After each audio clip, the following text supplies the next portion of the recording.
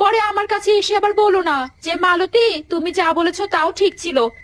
তিন্নি, শুয়ে পড় দেখি, রাত অনেক হলো।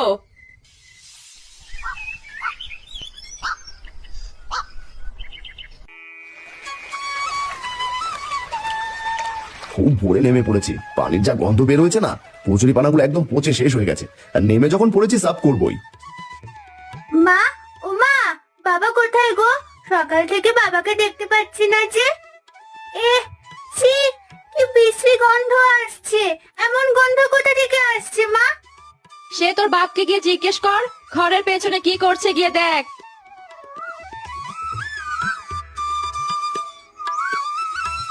তিন্নি, কি করছিস রে? চল আমরা খেলি। কদিন যা বৃষ্টি হলো, আমরা তো খেলতেই পারিনি।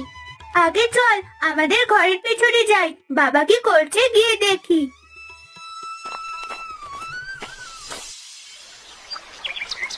ও জেঠু, তুমি এই পচা ডোবায় কি করছো গো?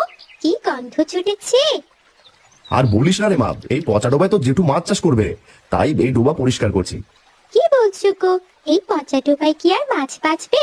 তোমরা শুধু শুধু কষ্ট করছো। কথায় আছে না, যেখানে দেখিবে চাই উড়াইয়া দেখিও তাই, পাইলেও পাইতে পারো অমূল্য রতন। পচা ডোবা তো কি হয়েছে রে মা, পরিষ্কার করে দেখি কোনো লাভ হয় কিনা, এমনিতে তো পড়ে আছে।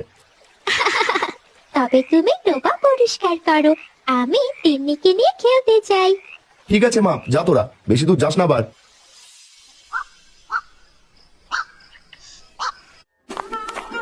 হারান্দা, ও হারান্দা, বাজার যাবে নাকি?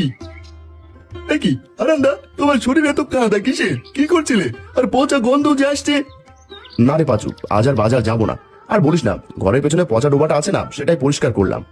সে কি, তুমি আবার পচা ডোবা পরিষ্কার করতে গেলে কেন? ওটা অনেকদিন থেকে নোংরা পচাতে ভরা আছে। পরিষ্কার করলে কি আর নোংরা থাকে রে পাচু? মাছ চাষ করবো ভাবছি, আমার তো আর পুকুর নেই, তাই ডোবাটা পরিষ্কার করলাম।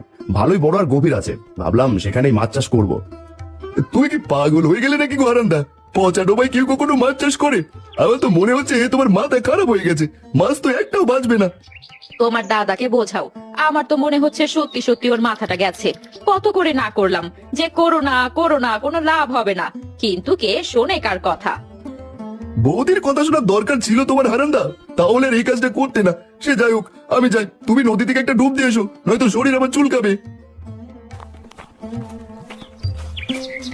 দেখো, সবাই বলছে এই কাজটা করা বোকামি হবে, তাও তুমি শুনছো না। টাকাগুলো মাছ কিনে নষ্ট হলে পরে পস্তাবে, এই বলে দিলুম। কে কি বলে বলুক, আমি তো চেষ্টা করবোই। চেষ্টা করতে আর তো কোনো দোষ নেই, তাই না? আমি যাই, শরীরটা পরিষ্কার করে আসি। তখনই সেখানে একটা ভিখারি আসে।